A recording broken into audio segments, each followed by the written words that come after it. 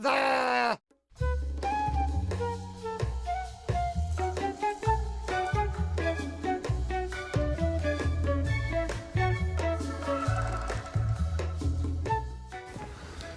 Hey everyone, it has been a little while. I am sitting here getting ready to draw, something I seldom do on my drawing table, so this is a little bit different for me.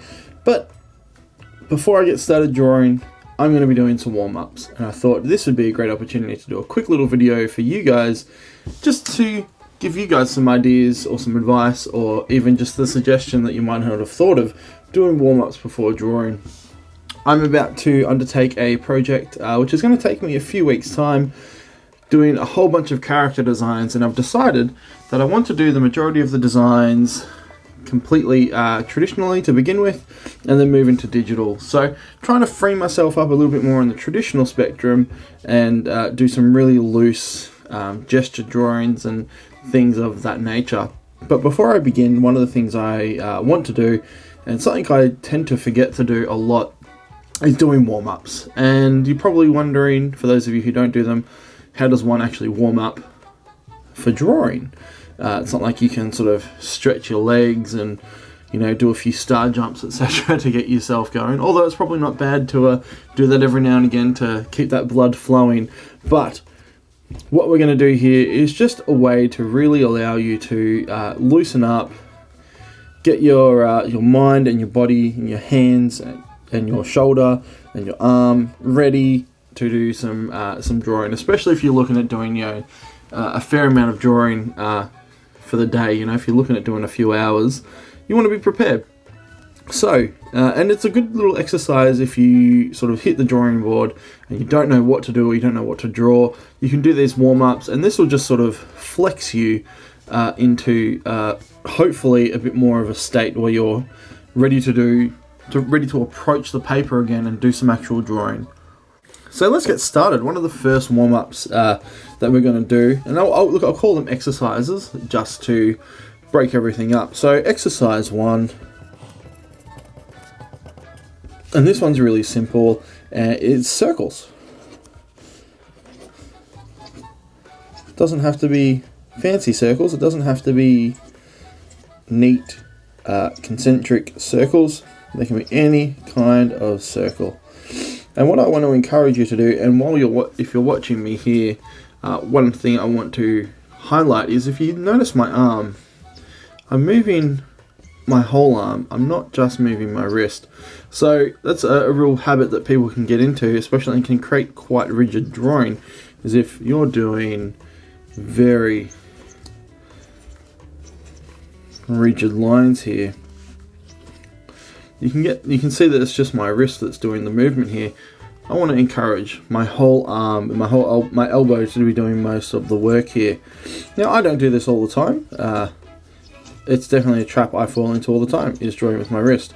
But I like to encourage my arm where I can to be doing most of that work. And especially when it comes to painting, I find painting, especially when I'm working in quite a large scale, is really a great way to loosen up and paint in that fashion. And this doesn't have to be set to circles. We can do, I like to do triangles. Again, I'm trying to use my shoulder to do most of the work here. And you can probably see that I'm trying not to make them too, I'm not even trying, to be honest. I'm not trying to make them sort of work or look nice. I'm just doing it to draw. Sometimes I like to do squares, is another one. And what I like to do here is, like, you can see this is just a huge mishmash of shapes on a page. Sometimes what I like to do is actually draw a full page of shapes, rather than just doing all of a mishmash. I'll do a whole page of circles, and I'll do a whole page of triangles, and then a whole page of squares. And that's a good little exercise just to begin with. The next one that I'm going to do, and I should say while I'm getting my next piece of paper, is this is something you want to do maybe 10-15 minutes before you actually start drawing. Give yourself a little bit of time. Don't put pressure on yourself. Don't make it, you don't have to make it a challenge or anything. It's just a relaxing exercise. to get you ready to get started. So one of the other things you can do is, so exercise number 2, I probably don't need to worry about writing these, but I'm going to anyway, just while I'm talking here. Exercise number 2 is swirls. So let's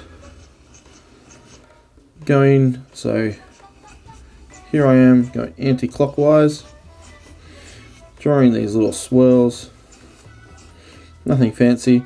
And now what I'm going to do is I'm going to go the other way. This is a really good exercise too, because you can see just by me going clockwise that I'm actually, my spacing is quite large compared to when I do it anti-clockwise. And that's not deliberate, that's just because I'm not used to drawing left to right.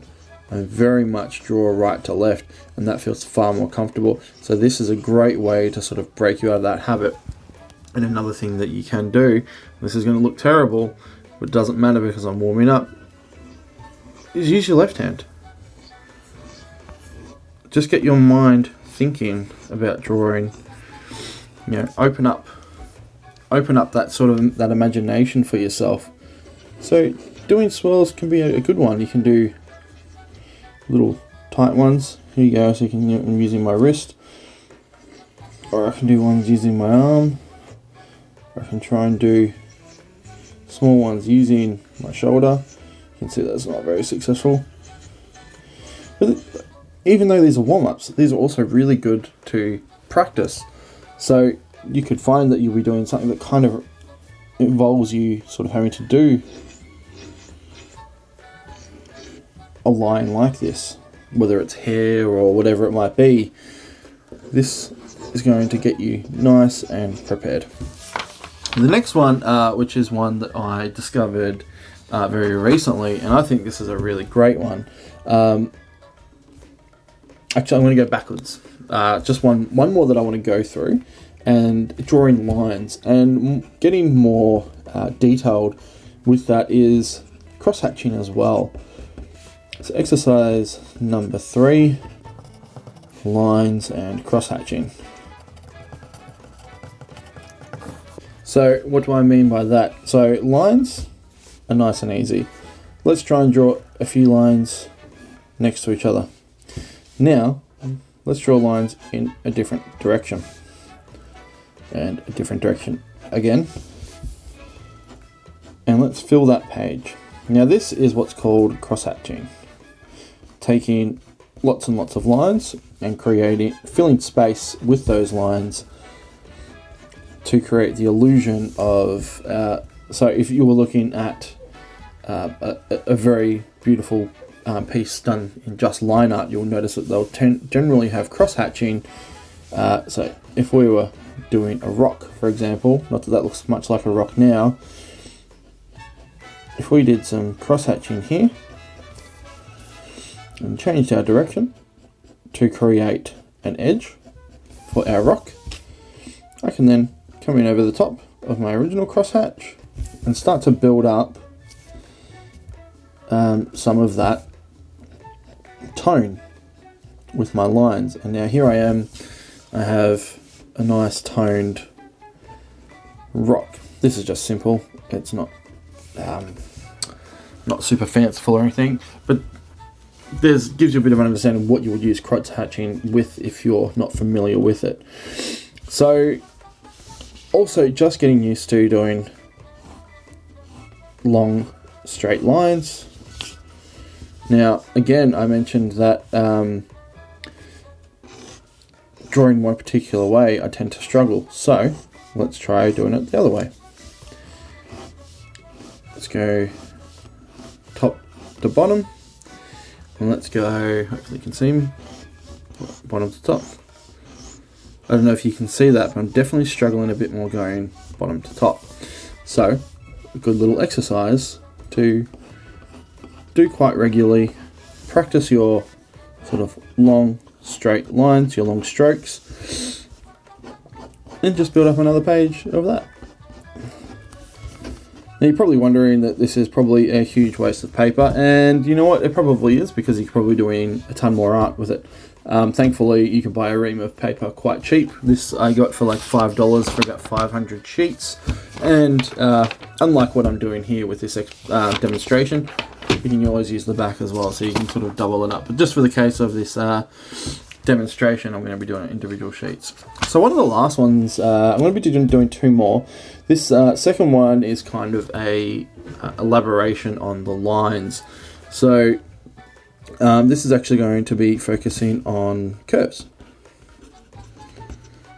Exercise number 4. Now this is one that I haven't really done before, so I'm probably going to be a little bit out of practice with this. But the idea is so let's do a line, and I'm going to create 2 dots with those lines, and then in the middle up here I'm going to create a line up the top there. Now you're probably thinking immediately that I'm going to be creating a triangle. Instead, what I'm going to be trying to do is a fluid line which is going to join all 3 of those dots to create a nice curve. And I'm going to even just do it again here.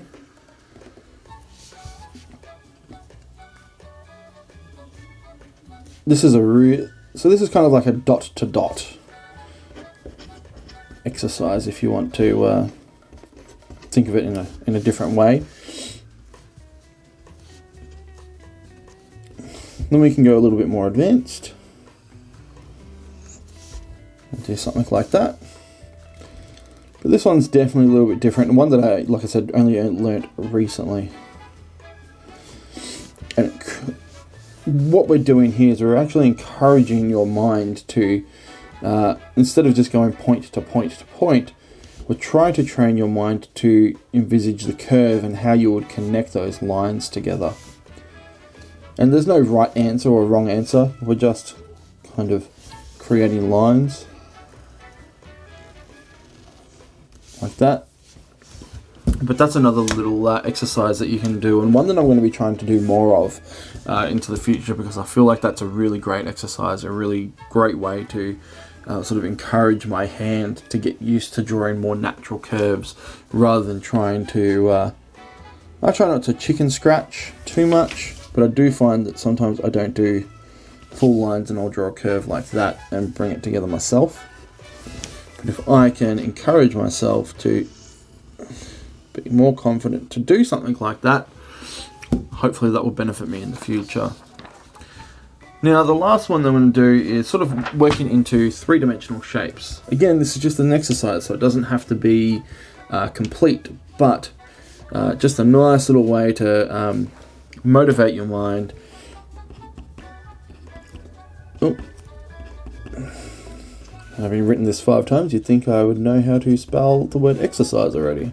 So exercise number 5, so 3D shapes.